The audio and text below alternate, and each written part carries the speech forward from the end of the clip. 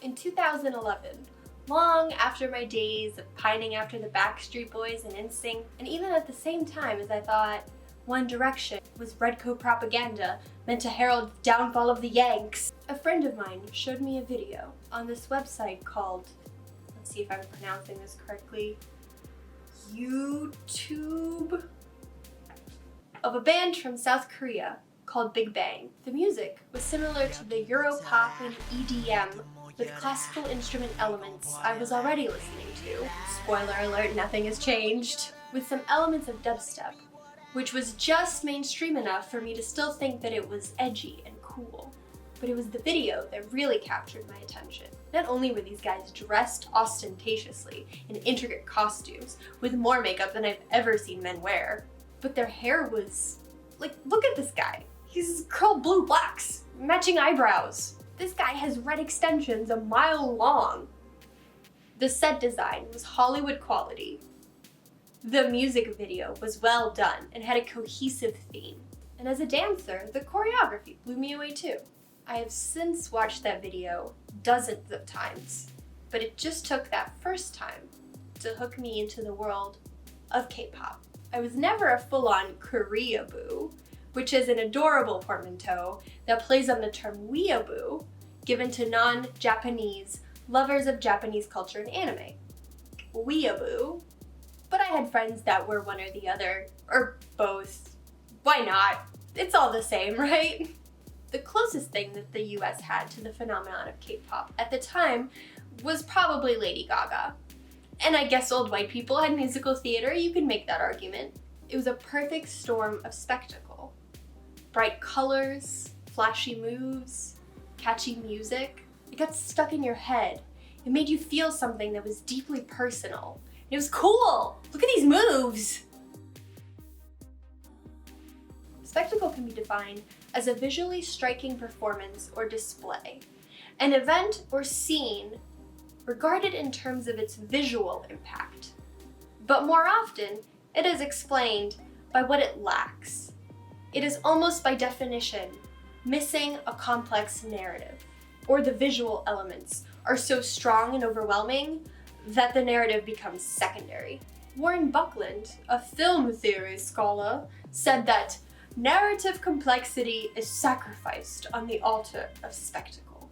You can visualize the spectacle-narrative dichotomy as a sliding scale, as most things in life. So if on the one end we have K-pop, Lady Gaga's meat dress, Cirque du Soleil, I'm Poppy. On the other, we have the news, talk shows, informative documentaries, and pretty much whatever's on the History Channel. Sorry, your visuals need help.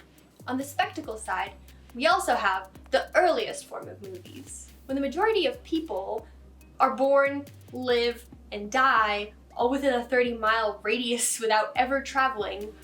What was interesting for people to see was the larger-than-life spectacle shows, magic tricks, vaudeville acts, trains going by, I guess? Narrative was difficult to convey because the earliest movies were silent. They were often backed by a live piano or other instrument. Any kind of plot in early movies had to be simple enough for the audience to understand it by pantomiming. Charlie Chaplin and Buster Keaton made movies that were slapstick comedies, very active and heavy on the stunts. Keaton had a real side of a house fall on him and just kind of hoped that it didn't fucking kill him. There was also a market for short clips of women dressing and undressing at this time. You know, if you're into that sort of thing. After the invention of the talkies, the movie industry kind of swung back. There was still a necessity for movies to be visually pleasing, which meant usually just that movie stars had to be beautiful, handsome, and they would often sing and dance. But the ability to create and convey a complex plot became the new thing. Film noir, for example, is a genre that's defined by dark realism and a lack of colors or any kind of arousing or exciting action, and definitely no singing.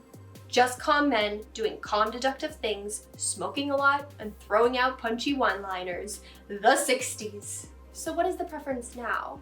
Is the inclusion of audio swinging the trend away from visual media that's just there to amaze toward narrative? Is spectacle the lowest form of entertainment? Is slapstick for the uneducated? Is sarcasm and punning the highest form of wit? One of my favorite quotes comes from a YA novel series called Rainer's Apprentice, and yes, I did read it as a teen, and yes, I did love it. Sarcasm isn't the highest form of wit. It's not even wit at all.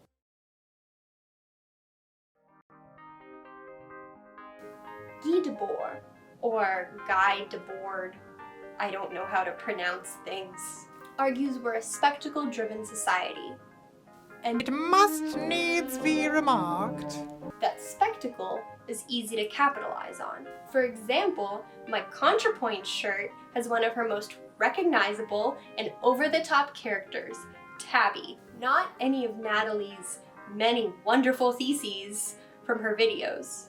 It's hard to push buying material things when the narratives that we really need to hear are about the soft, mushy stuff. How the love was inside you all along. How we all need somebody to lean on. How culture pushes expectation onto all of us.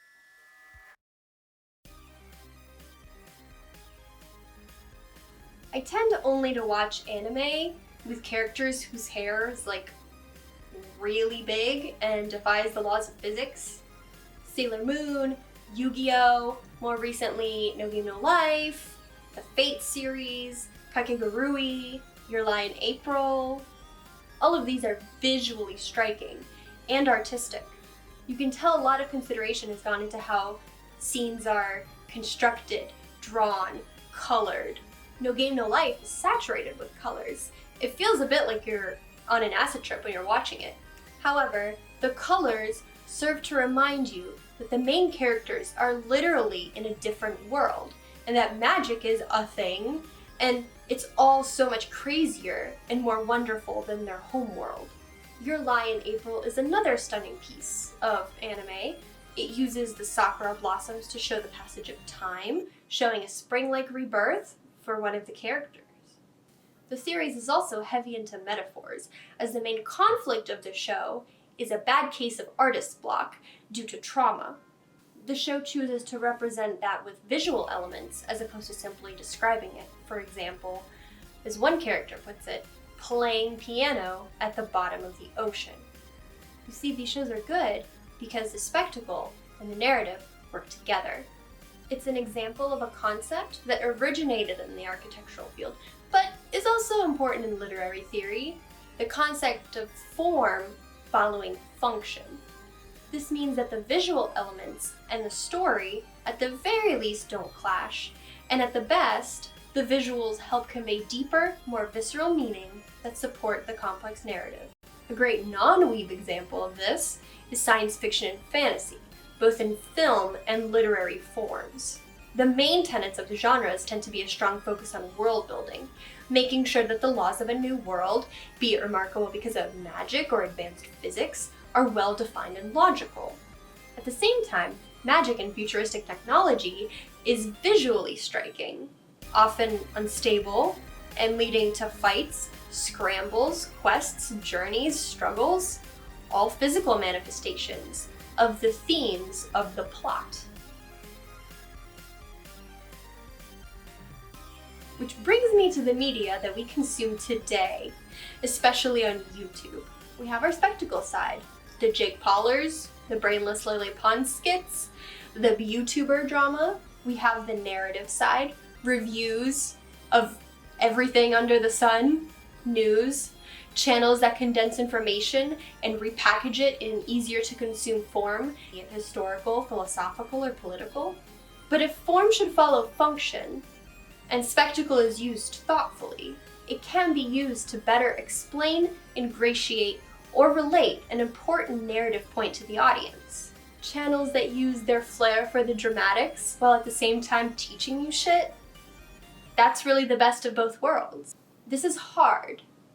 It's challenging to not only write a successful, succinct, interesting, and accurate script, but to contextualize and explain it using good cinematic visuals and logical visual metaphors takes a mastery of the content, as well as tons of artistic talent. Spectacle and narrative are intricately linked, and the most flawless pieces of visual media merge the two harmoniously together. If you like this video, hit the thumbs up button below. It really helps me out. And if you want more of this type of content, click subscribe and the bell button. You know the drill. Until next time.